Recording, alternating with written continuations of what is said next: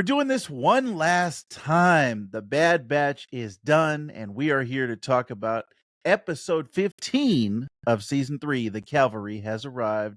I am Vactor. With me, as always, Mr. Tim Costello. Tim, how are you doing today?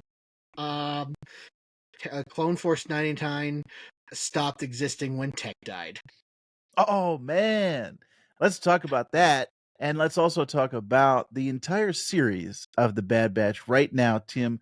So, this episode was a double-sized episode. Which was I was hoping for. I was hoping it wasn't just a regular-sized episode because there was so much to get through.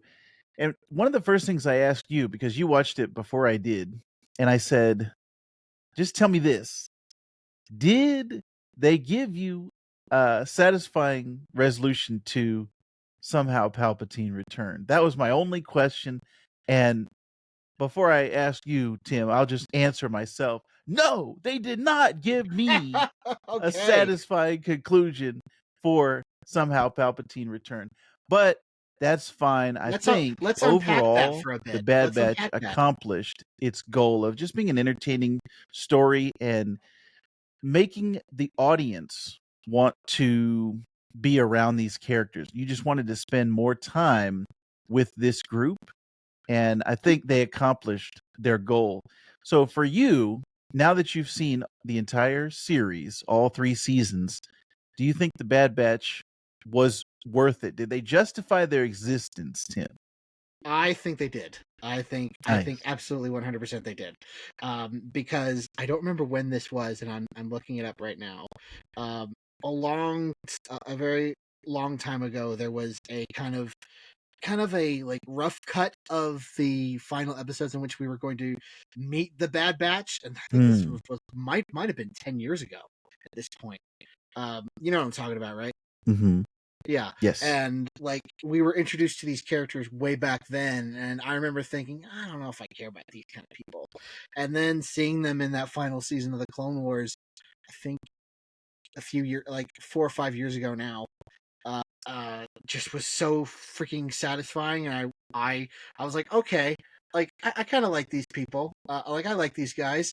And then hearing that they were gonna do a series about them was like, okay, I like them, but I don't know if I like them that much. Right. But the premiere more than made up for it, which is like 3 years ago now.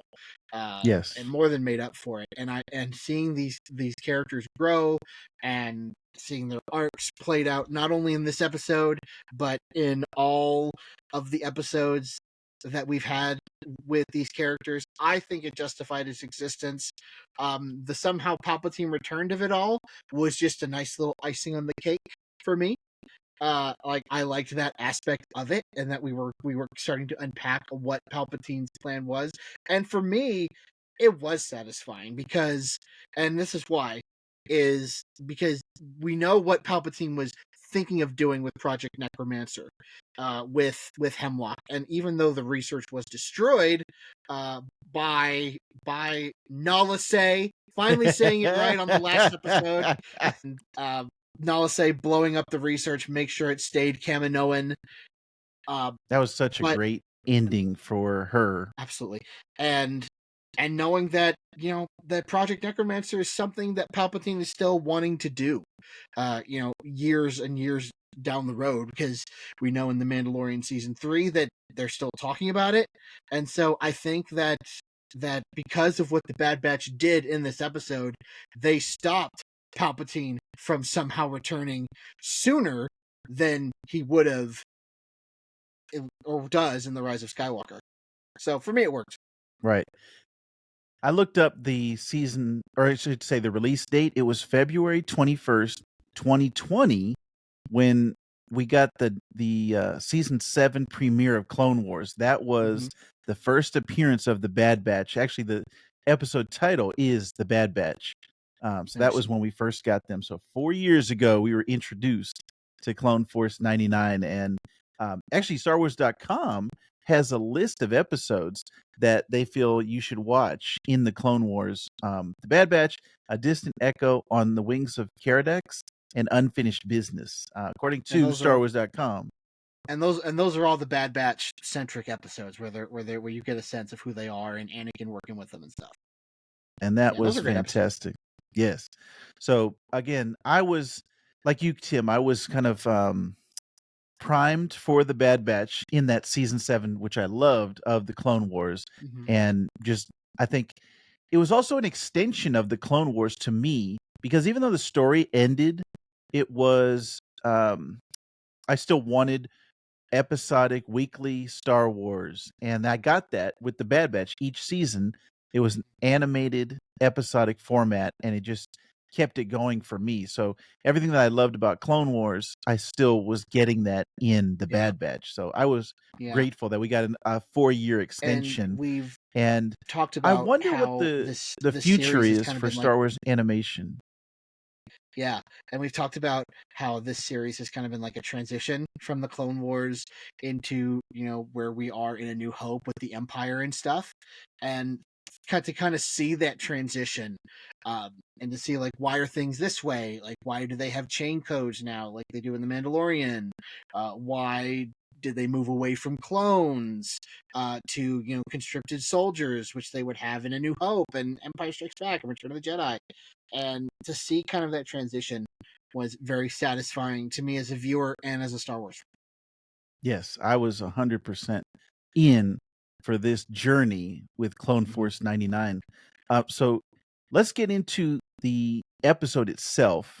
The cavalry has arrived, and I was watching the Screen Crush breakdown, and I don't know if it was them or if it was someone else that I was watching, and they were saying that title, the cavalry, can be referring to the rest of the Clone Force 99 coming in to save Omega, or it could be the Empire coming in and Tarkin and everybody rescuing At the end. what they thought was left of Tantus.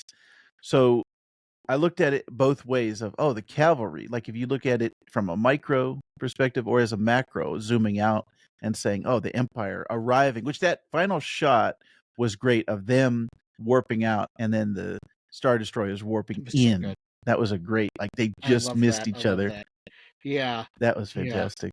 So great. So great. So you were talking a little bit before we were on mic about this as a finale, and um, I think I echo your sentiments and your thoughts about just this being a great wrap up to these 3 seasons. And I still feel like I could, if this was not the last episode, I would still be happy. But I'm also at the same time, if this is the last time we ever see them, this, I guess the way we leave things off with the Clone Force 99, it was a good send off to me, but I still am craving some more, like Echo. I want to see what happens between now and where we see in Rebels, Wolf, Gregor, Hmm. and Rex. What happens between that point, and why do we not see the Bad Batch there? Like, what are they doing in the universe? And I'm sure there's going to be some stories told, at least with adult Omega, whether she gets her own spin-off show or we get a comic book series, or there's just something else where we know that she was in the rebellion fight in the original trilogy. We know Hmm. that Yeah. something is Hmm. going to happen with her. So Yeah. I'm really looking forward to seeing if they stop it here. That's fine, but I would like to know more. Like I'm still kind of thirsty for more information about the Bad Batch, about the the clones.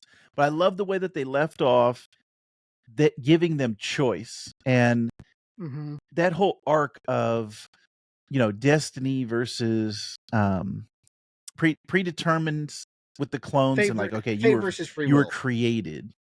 Yes. It was like you were created and your fate is you have to be this, the chip and everything, versus, okay, now we get to decide what we want. And that was kind of like Hunter's last thing of, this is where we determine, we can do whatever we want. We can go wherever we want in the universe. We don't good soldiers follow orders, I think is also the overarching um, message of this whole series, like the evolution of good soldiers follow orders. That is how they start off, but then where they end up is okay. I make my own orders. I'm the the person in charge. I'm the commander of myself. So I like that. I like the way that they end off the series and the way that the clones end up. Um, what are your thoughts on this being the last you ever see of the Bad Batch? Is this a satisfying ending for you, or are you kind of like me, where like you would want to see another season of the Bad Batch? Yeah, like I wouldn't mind seeing another season of the Bad Batch where we kind of get not only, between the prologue, the epilogue the surprising epilogue that we got at the end of Yeah, this episode. not expecting Uh that. yeah, I wasn't either. But between like the before that and to that point, I would like to see that. But I would also wouldn't mind seeing more of Adult Omega, and I'm sure Star Wars social media is going to be combing every single original trilogy comic, novel, movie, TV show to find whatever whatever whatever even remotely looks like Omega. Like, look, she's in the background. There she is. That, like, it was planned all along. Kind of like that one bearded guy in Return of the Jedi. He's like, yeah, see, he's there. He's there. And then Dave Filoni will Yeah, say, "Yep, that's yeah. them. Yep, sure is." Uh, but uh, Yes, but yeah. yes. But yeah, I wouldn't mind if this was the last time I saw the Bad Batch. I was really satisfied. Everybody had a finality to their arc, from Echo to Crosshair to Hunter to Omega to Emery. Everybody had a really satisfying arc, and Were it you I it wanted was to great. know, as you were watching this, were you worried about your uncle? Wrecker, I was worried about Wrecker as soon as because he fought that beast in the last episode, and as soon as he's like, "Yeah, I'm not feeling so good," I'm like, "No." I was because this was the last episode. I was on pins and needles the entire time because like I didn't know who was going to make it out of it because I could have seen any one of these any one of Clone Force 99 to bite it, like especially with when Wrecker just goes, "Get the kid," and just starts like charging head on like Wrecker does, and I'm like, "Oh, Yep. this is it for him." But he's still Mhm. kicking by the end of the episode, Yeah. and oh, Crosshair, like so like as if with this whole season, Crosshair's arc has been fantastic, and it's just been wonderful to see the growth of that character from the good soldiers follow orders, because he's the first one that says that to Mhm. Hunter Right. when Hunter lets baby Kanan go, uh Yeah. and to see like then oh my gosh, there's so much with Crosshair. He gets his freaking hand chopped off. I had to rewind that several times to like, did that just happen?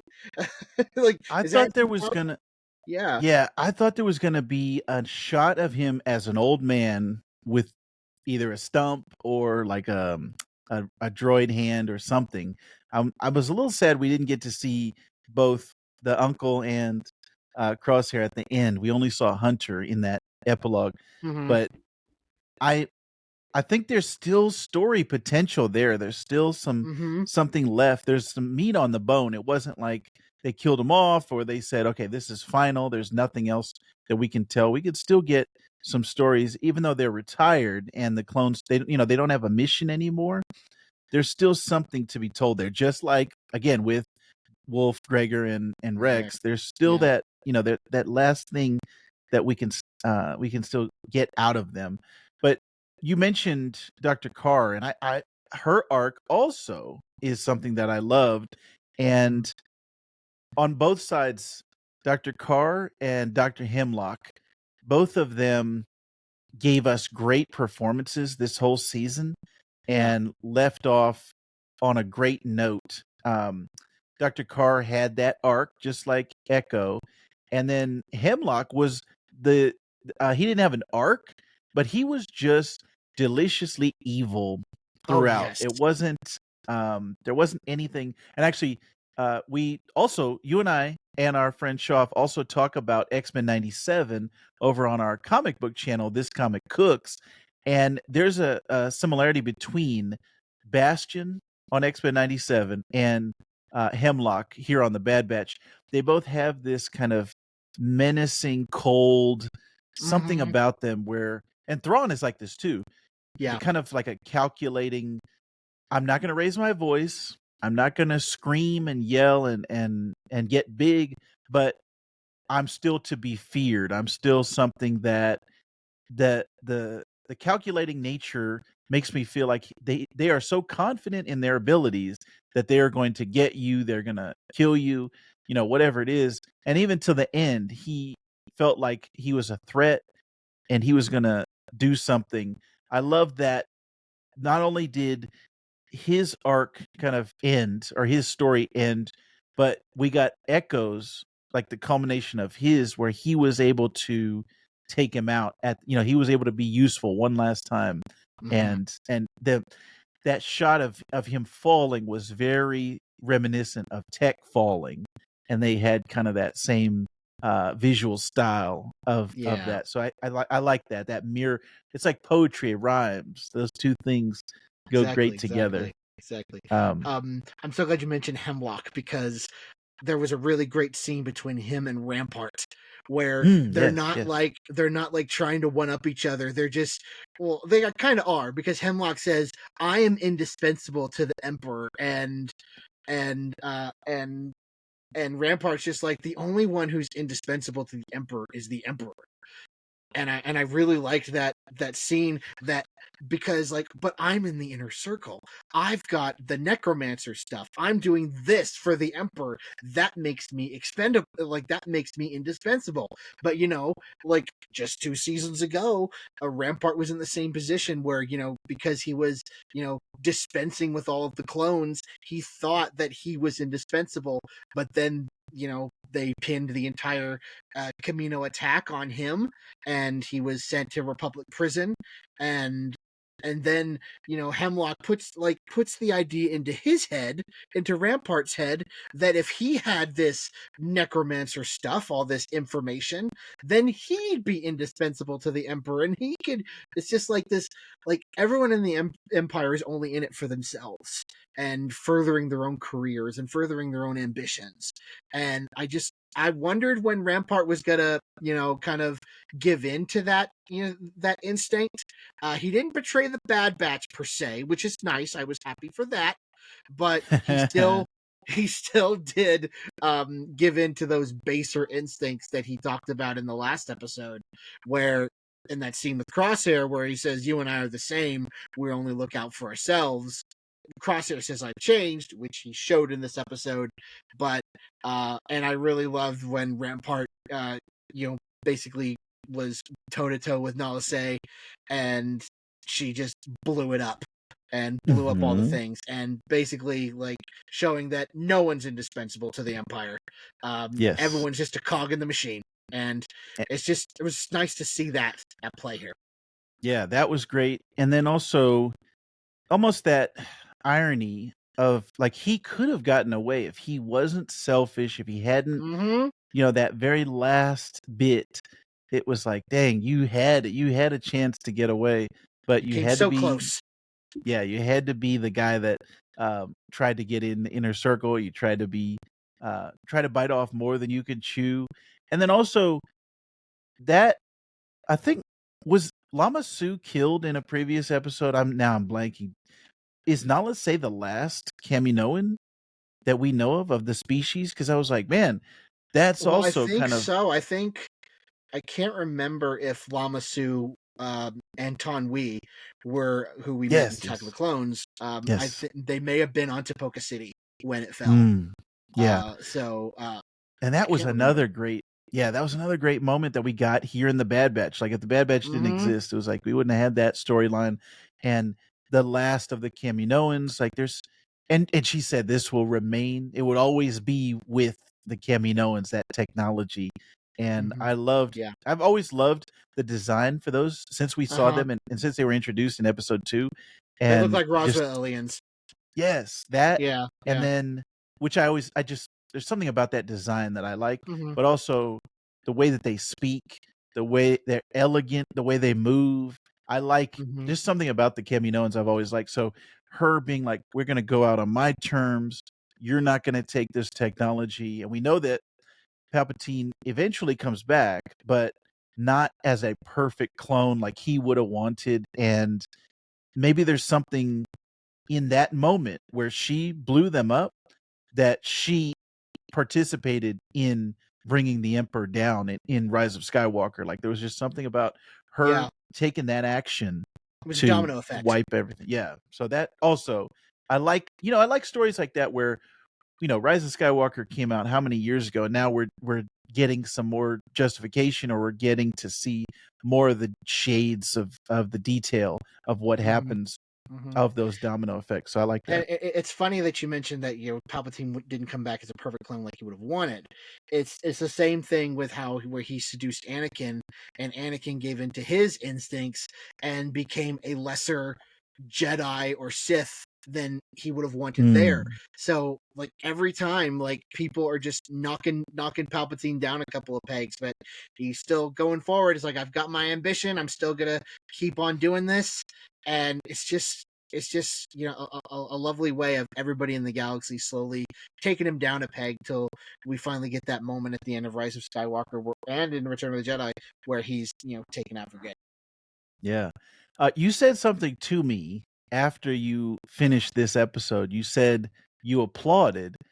Was it the first ending, or was it the epilogue where you applauded? I was curious. It was after the epilogue Okay. because we get to that first ending, much like in Return of the King in Lord of the Rings, where there's like a bunch of them, and we get to that first ending, and I'm like, oh, like okay, and I'm watching it on my laptop, and I scroll down, and I'm like, there's still 10 minutes left. What's gonna Yeah, I saw happen? that. I Are also these thought gonna about be that. 10 Yeah. minute credits? Yeah. Because we had that somber, slow beginning at the start of the episode, which I loved. It was great. It Yes. reminded me of what they did in the last few episodes of the Clone Wars by Mm, having that classic Lucasfilm logo from right. the original trilogy. And so I love that, in these animated shows with finales, we kind of get like something that can kind of prepare us for the episode we're about to watch. Anyway, Right. so we got 10 minutes left, and we get this epilogue, and I'm just like, okay, it's a flash forward, right? Uh, and I see little, um, like I see old Hunter. I see this ship, like always adventurous, because then I see somebody blonde, coming out from the shadows, and That's what I was then I see thinking. like, oh, that's old Omega, and it was just such a satisfying way to end it because you know like so many times in this series people have been telling Hunter you can't protect Omega forever because that's been his thing ever since he found her, is like he's been trying to protect her, and it's like you can't protect her forever, and to see Omega say that was really satisfying, like seeing how, because with Star Wars we never get any set stories. Like we do have some set stories, but like the journey is like of this galaxy is still continuing. It's still it's never over. Nothing's ever really over. And I felt that at the end of Ahsoka season 1, and I didn't know there was Mm, going to be a season 2. I hoped, of right. course, but I didn't Hmm. know there was going to be a season 2. But even we're still continuing with Ahsoka and Sabine at the end of that episode. Um, I was still satisfied there, and I was still satisfied here, even though, like, I was hoping for more stories, and I'm sure we'll get it in some form. And I, I'm just totally on board with these characters. Yes, and no matter what the storytelling, no matter what avenue it goes down, I think Tim and I will be here to talk about it. We talked about it in our previous episode. We're going to be covering Tales of the Empire, which we have that Mm-hmm. actually coming out tomorrow, Tim, as we record this Tomorrow. on May the 3rd. Tomorrow is May the 4th. So we're going to be having that coming up. Tim and I are also going to see The Phantom Menace in the theater. We're going to see not only the film, but also the Acolyte footage. So we're going to Mm-hmm. be talking about that. We've also got the Acolyte itself. I think Shoff is going to be joining us for those episodes. We got some special guests lined up for the Yes. Acolyte. So there's a ton of Star Wars stuff still going. And I do want to cover more of the High Republic, more of the novels, more of the comic books. So anything that is coming in the Star Wars universe, no matter what the format or what the medium, I think Tim and I are going to be here talking about it on Trust in the Force.